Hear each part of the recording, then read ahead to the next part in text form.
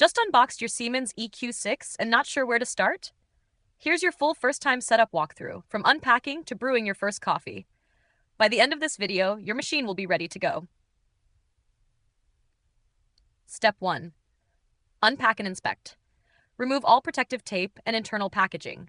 Make sure the water tank, drip tray, and grounds bin are properly seated. Check that the power cord is fully uncoiled and plugged directly into a wall outlet. Step 2. Fill the water tank. Remove the tank and fill it with clean, cold water.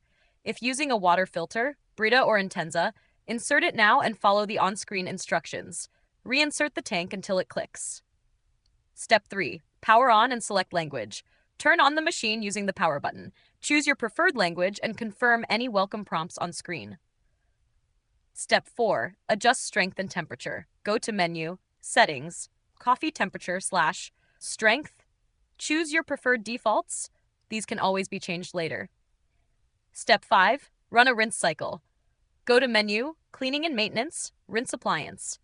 This flushes the internal lines and preps the system for brewing. That's it.